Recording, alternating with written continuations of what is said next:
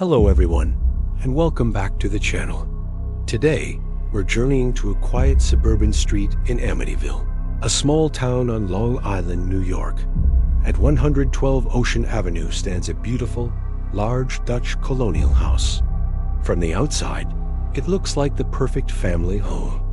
But this house holds a story so chilling, so famous, it has become a cornerstone of American paranormal lore. This is the story of the Amityville Horror. Our story begins not with ghosts, but with a real-life tragedy. On November 13th, 1974, the DeFeo family lived in this house.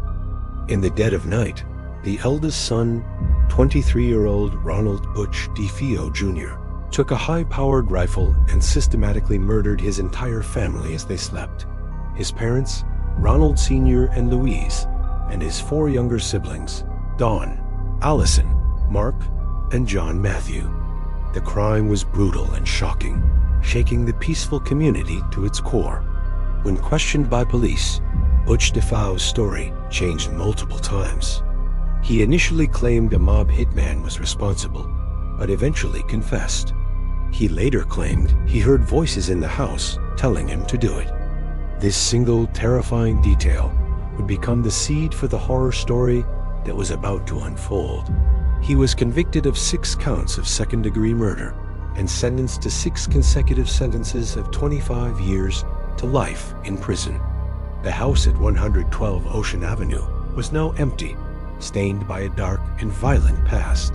Just over a year later, in December 1975, the Lutz family moved in. George and Kathy Lutz, along with her 3 children from a previous marriage, Daniel, Christopher, and Missy, thought they had found their dream home.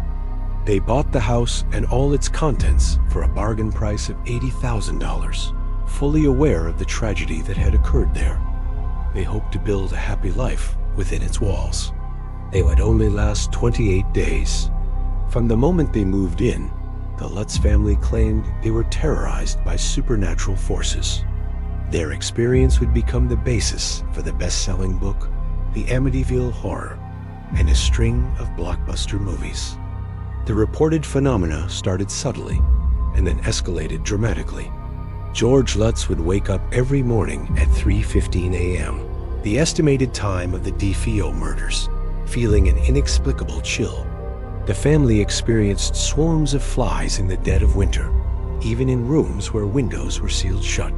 Cold spots would appear randomly throughout the house, and strange, unpleasant odors would drift through the air, smelling of perfume or excrement. The youngest daughter, Missy, developed an imaginary friend named Jody. Jody was described as a pig-like creature with glowing red eyes who could change shape and would sometimes leave giant hoof prints in the snow outside. The activity allegedly became more aggressive. Doors would slam shut on their own, windows would open and close, and a crucifix on the wall reportedly rotated until it was upside down. Kathy Lutz claimed to have levitated above her bed and was plagued by nightmares. She also discovered red welts on her body with no explanation. George's personality began to change drastically. He became moody, withdrawn, and obsessed with the fireplace, spending hours staring into the flames. The children were also affected, constantly fighting and behaving erratically. One of the most famous claims involves green, slime-like goo oozing down the walls and from the keyholes. Feeling desperate, the Lutzes called in a priest, Father Ralph Pecoraro, to bless the house.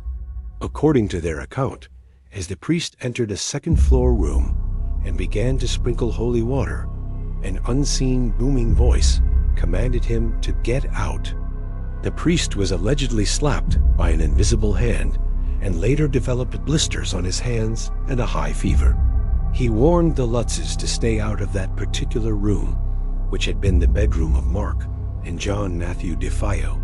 The family's experiences became so unbearable that on January 14, 1976, after only 28 days, they fled the house in the middle of the night, leaving all their possessions behind, claiming they were driven out by the terrifying forces within. Their story, as told to author Jay Anson, became an instant sensation. The book was a massive success, and the 1979 film adaptation terrified audiences worldwide. The Amityville house became the most famous haunted house in America. But was it real?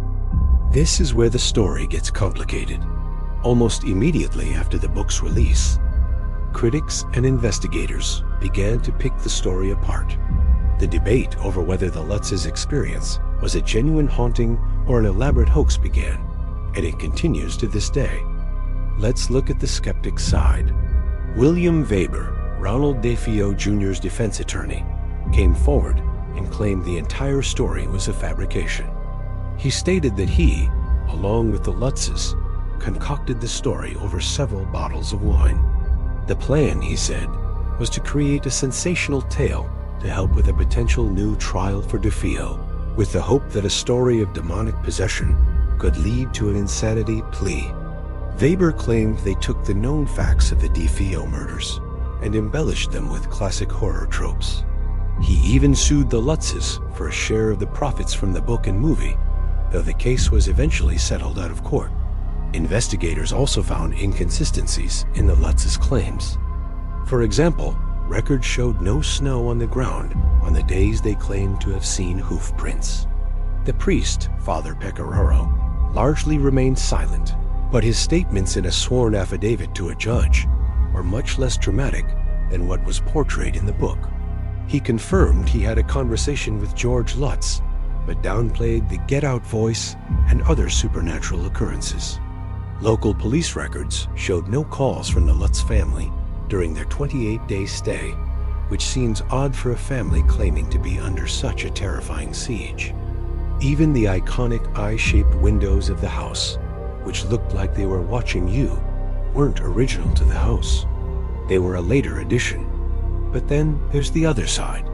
The Lutzes, until their deaths, never wavered from their story. They passed lie detector tests, and many people who knew them believed they were sincere. George Lutz, in particular, spent his life defending his family's experience, often expressing frustration and anger at being called a liar. He maintained that the events were real and that the financial gain was never their primary motive. They insisted they were victims, first of a haunting and then of public ridicule. Their son, Daniel Lutz, who was a child at the time, has spoken out in recent years, particularly in the documentary My Amityville Horror. He confirms that strange things did happen in the house, and that the experience left him with deep psychological scars. He describes a tense, frightening atmosphere and a palpable sense of evil. He stands by the core of the story, even if some details were exaggerated by the media or in the book. So, what are we to believe? Was 112 Ocean Avenue a gateway to hell? A place so tainted by murder that it became a beacon for malevolent spirits? Or was it a clever, lucrative hoax cooked up by a family in financial trouble and a lawyer looking for a new angle for his client? The truth, as is often the case, might lie somewhere in between. Perhaps the house, with its tragic history, did have a certain energy, a palpable heaviness. It's possible the Lutzes, already on edge, experienced some unexplained events, creaks, cold spots, the normal sounds of an old house settling, and their imaginations, fueled by the horrific backstory, did the rest. The power of suggestion is incredibly strong. The families who have lived in the house since the Lutzes have reported no paranormal activity whatsoever. The house has been renovated, the famous eye-shaped windows have been replaced, and the address has even been changed to throw off curious tourists. To its current residents, it's just a home. Yet, the legend of the Amityville Horror persists. It tapped into a deep-seated fear. The idea that the one place you should feel safest, your home, could turn against you. It blurred the lines between a real, horrifying crime and a supernatural tale, making it feel frighteningly plausible. Whether you believe it's a true story of a haunting, a calculated hoax, or a psychological drama born from trauma and suggestion, the story of the Amityville house is a fascinating piece of American folklore. It's a chilling reminder of the dark events that took place there, and a masterclass in how a story can take on a life of its own, becoming far bigger and more famous than the facts themselves. What do you think?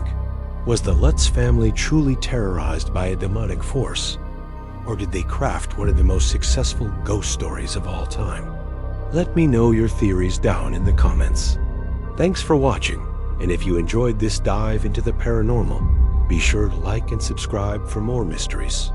See you next time